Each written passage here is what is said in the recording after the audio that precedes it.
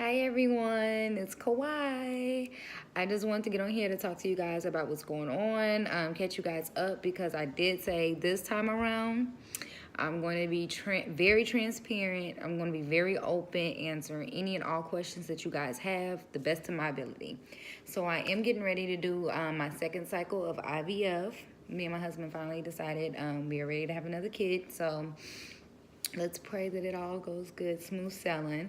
And so I have my email pulled up in my patient portal, actually, where they message me, my IVF doctors. They contact you. Any communications is through the patient portal. They don't really call you unless it's like payment or barely even scheduling. They even schedule through the patient portal. So if you have any questions regarding anything, they send you message you through the patient portal. And I'm at Houston Fertility Institute here in Houston, Texas. So I don't know how other fertility offices do it, but this is just how mine does it.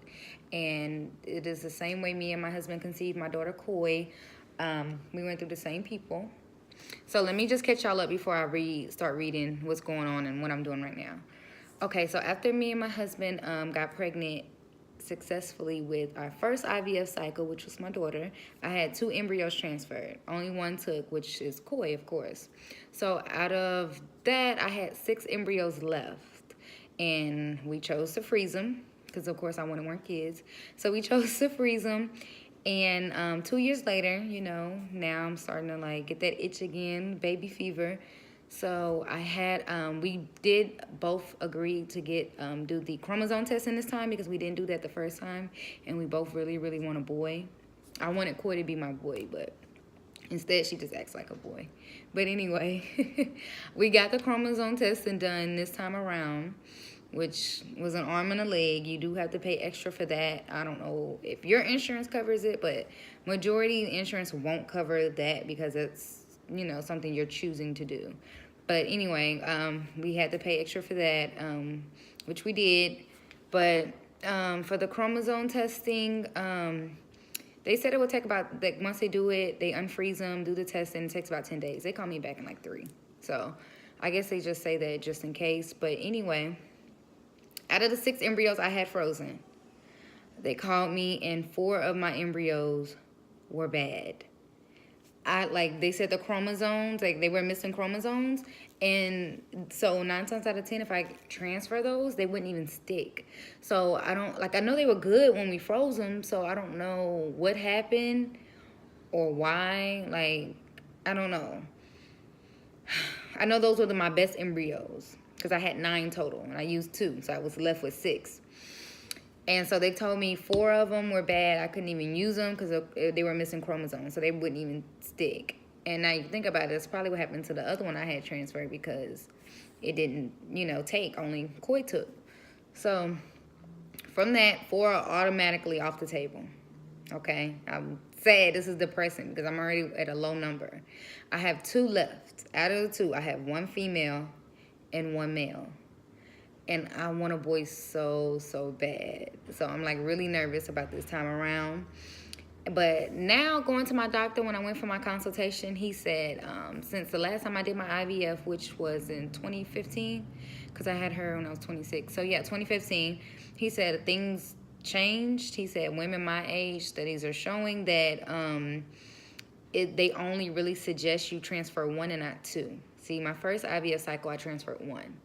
But now this time around, he's saying, I really don't recommend that. I highly suggest you only transfer 1. Like, we want you pregnant, but we don't want you pregnant.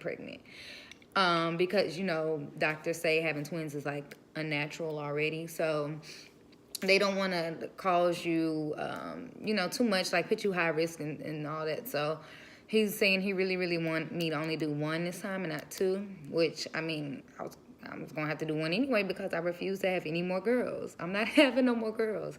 They are a piece of work, okay? But anyway, so yes, I have 2 left. I have 1 female and 1 male. So that's what I'm in the process of going through right now.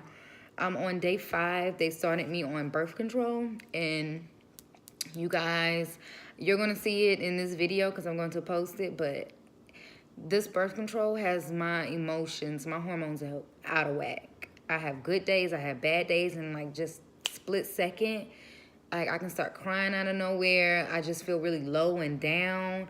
I don't remember that happening my first time.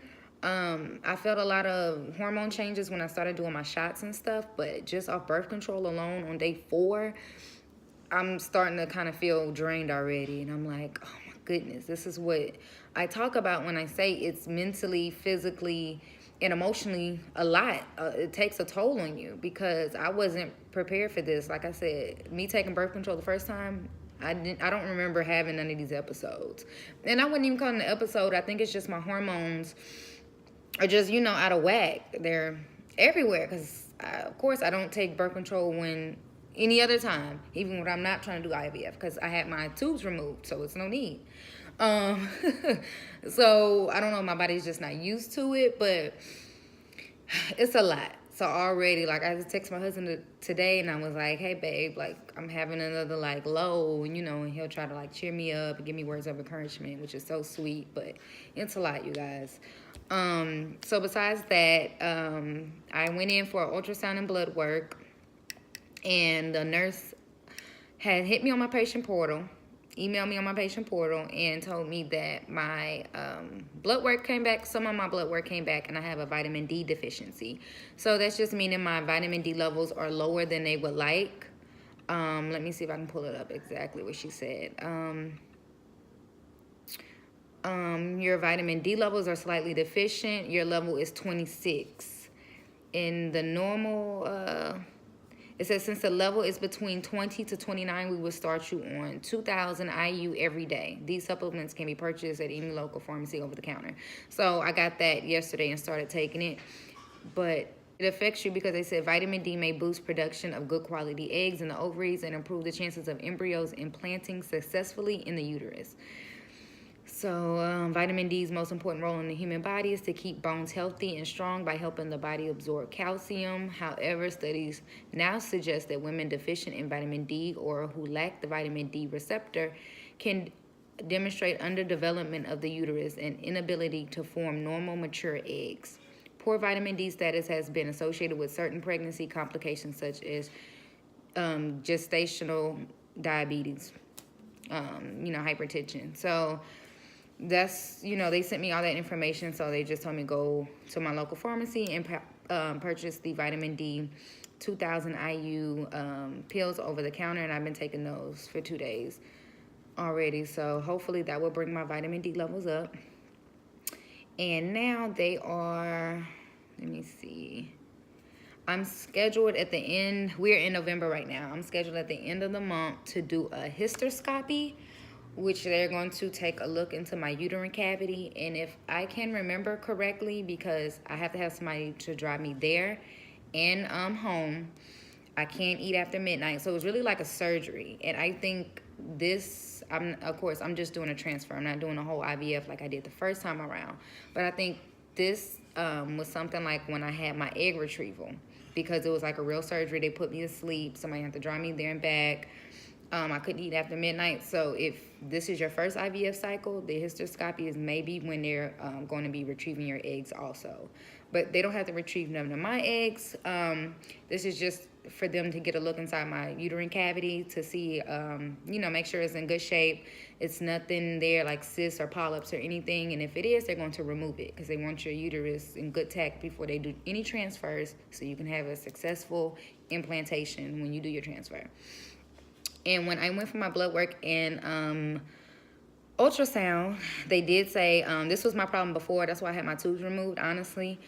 I had a cyst on my left side. And they said it was kind of big. And I was just getting off my cycle, like literally, because they call you in to do your ultrasound right when your cycle ends to start you on your birth control pills. So they said it was like a large cyst. They want to see if it's going to fall off.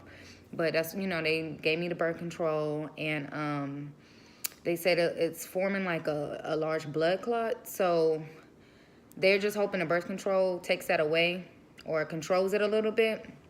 But, I mean, in all honesty, I wanted to kind of wait a couple of months to do my next transfer. But I feel like time is of the essence for me right now because I had issues with my cysts before. When I was like 19, they were like causing me like real bad pains, and no doctors could tell me what was wrong. I had to keep going to the doctor like over and over and over again. And they finally found that I was having cysts on my ovaries, but they were just falling off. But it was still causing me real bad pains.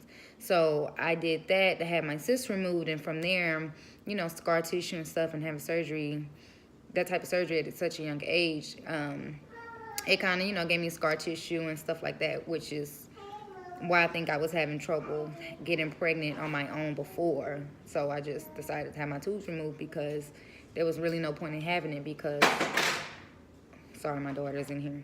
They were blocked and filled with fluid. So if I was to get pregnant, it would probably be a tubal pregnancy, or, you know, it was still, if it was a successful pregnancy, it would be very toxic to the baby, because that fluid can leak out and kill the baby. So I just made the choice, you know, to have my tubes removed before I even started my IVF process with my daughter, because there was really no point. So yeah, I just wanted to, you know, go into that.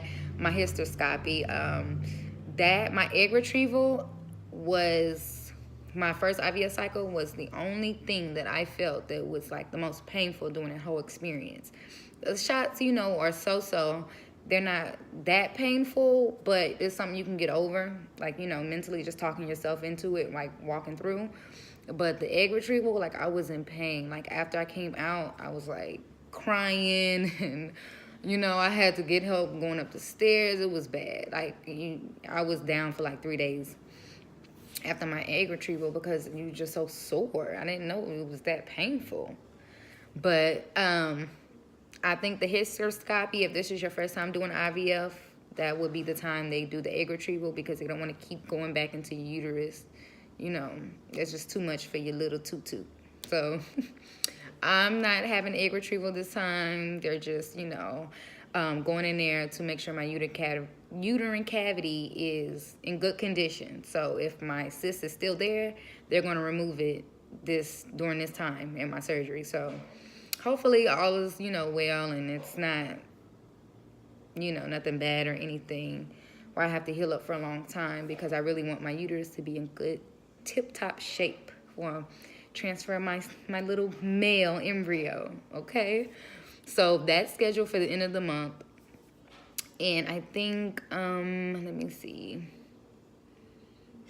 After my hysteroscopy, I don't know if I'm pronouncing it right, so don't, you know, shoot me. But that's at the end of the month. After that, they're going to bring me back into the office in December for an ultrasound and more labs. So they can see, like, where my, you know, all my levels are, get all the blood work they need, and look into my uterus again to see, you know, if everything is healed up properly, I'm guessing. And after that, they got me scheduled for my transfer in January. So, I don't know, like, I'm, like, so nervous, because I feel like it's like a snowball effect. It's like, once you start, things just start rolling in back to back. So I really wanted to come in and get these videos in for you guys, because I didn't want to get overwhelmed where I'm just like, say, oh, I'll do it later, and then so much stuff has happened just as already. I've been to the doctor already twice. They already They already got me on birth control pills, vitamin D pills, and I'm scheduled to have my hysteroscopy. I don't know, since I'm going to be asleep, they'll let me take that, but I do know for the transfer, they let you bring in a camera and take, well, my doctor did, my first time.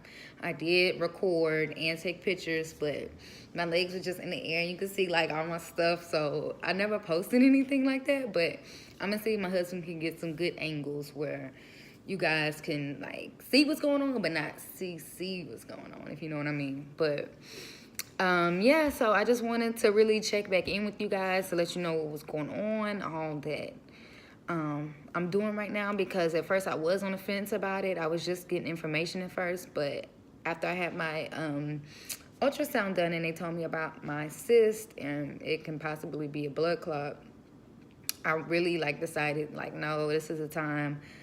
Let me do this transfer now, because I don't want to wait and then, you know, I'm in worse condition, and, you know, the older you get, the harder it is.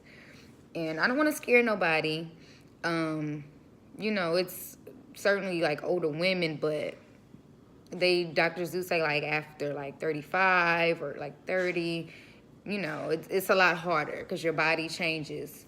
So yeah, I'm 28. I'll be 29 next year, so I just want to get it out the way. My kids will be close in age and I can be done, you know. They can raise each other. But yeah, so definitely if anything else happens, as they email me about my blood work, if it's any other medications I have to take, I think after the hysteroscopy, they're going to start me on my transfer meds, which are like the shots, the estrogen and progesterone and stuff. I'm going to make more videos and let you guys know as I'm getting the communication from them. But so far, it's just birth control, vitamin D, because my levels were low, and they scheduled me for my hysteroscopy, which is at the end of this month. So I will be back to let you guys know how it goes and, you know, be praying for me. And if you're out there and you're going through something, I'm praying for you. I wish you all the little baby does. If you have any questions, I still to this day, like, no lie, I have people hit me up on my Facebook and Instagram for the video I made last year, I believe, when I finally came up about my IVF process, because again, I think I was 25 then. I just felt so ashamed because I don't know. It was like, you know, everybody go through their own battles, but it was something I was battling personally within myself. I didn't want nobody to know. Like, it was only my close friends and family. But now, seeing how supportive and large the IVF community is, that is such a blessing. It really is, because I wish I wouldn't have been so scared, because there's so many people that's willing to support you and you know, walk you through anything or just be there for you. Like, I have girls I just talked to, you know, on DM, and we just message back and forth about, you know, anything. They ask about shots, you know, I send them prayers, you know, advice. It's just so good to see people willing to support another woman going through something so hard, because it's hard, you guys. You know, I keep saying that, but it is, because it's more than just the financial part. It's, you know, your body's going through different things. Your mind's like tricking you about how to feel on different things. Your emotions are everywhere because you're on hormones and stuff. So it really takes a soldier to do this. And I just want to just give everyone who's going through this or thinking about going through this praise. You can do it. Just, you know, pray. Just believe in yourself. It's all for a cause. Anything that you go through that's hard, it's something better at the end for you. So, but if anybody has any questions, find me on Instagram or Facebook at Kawhi Janae, or both my Instagram and Facebook. DM me. I'm always here to talk. So, yeah, that was it. I just wanted to get back on here and check in with you guys and let you know what was going on as things start to come around. So, see you guys later. Bye. I just wanted to do a little update. It is, I think, 10:40, almost 11 o'clock in the morning. It is Thursday morning, and I'm feeling like down again. Ever since I started birth control pills Sunday, so this is day 4, I can feel the change in my body. Like, I can feel my different mood swings. It's really, like, affecting me. It's like, look at my head. Like, I think the day before yesterday, I was very moody. Like, very moody. You couldn't see nothing to me. Yesterday, I was very, like, I was calm. I was, like, you know, normal. Very nice, lovable person. And then, like, now, it just hit me again. It's, like, starting to feel, ugh. And I just know when I start taking the progesterone or the estrogen, this shit is going to get worse. If birth control pills are doing this to me. That's all I'm taking right now is birth control. I'm on day 4. And I have my good days and I have my bad days. But, oh, and they started me on vitamin D 2000 IU. So, because I had a vitamin D deficiency. My levels were, like, I think at 26. And I think 16 to 29 is like below. And then like 30 to whatever is like average. So they're trying to bring my vitamin D levels back up. So I just wanted to check in and let you guys know that because right now I'm having like a down. So we'll see where it goes, and hopefully it picks back up during the day. I got me a coffee I'm trying to drink right now to help pick me back up because I'm really feeling shitty right now and I just want to get in my bed. So I just wanted to check in with you guys. All is love. I'm doing this, you know, for a better purpose. It's my little baby, but I just want to be very, like, honest during this journey and let you know, like, exactly how I'm feeling and how everything makes you feel. So I'll check with you guys later. Okay, I'm back, you guys. I don't know if it's an anxiety attack or something, but I told you, like, earlier I was having, like, a down moment. And this is what happens. Like, sometimes, like, I don't know, it just consumes me and I just get sad and this feels like overwhelming. It started ever since I started taking these birth control pills. But I'm trying to be transparent. I'm trying to remain, you know, calm, happy self. So I just wanted to check in to let you guys know what was going on. So hopefully it passes. I really need to look up the side effects and everything on these birth control pills I'm taking because this shit is crazy. This is crazy. I don't know. Okay. It passed. This is crazy. These birth control pills really got my hormones like up and down. This is so crazy. Like, I cannot believe this. I have to take this for the whole month. This is gonna be a long month. So if I snap on somebody or, you know, just bear with me, please, because I can see these are some strong birth control pills. I don't, like, my hormones are, like, really out of whack right now. Like, legit. So, I'm just, I don't know, but I feel better. I feel better now I got it out. So, hopefully that was my down pit for today. I felt it coming earlier, you know. My mood just changed instantly. And then come the tears. Hopefully it passed. Let's hope. But I told you guys, I'm trying to be transparent. I want you to know exactly what this does to you. Mentally, physically, and emotionally. It's not easy. It's not. But I'll keep checking back in with you guys.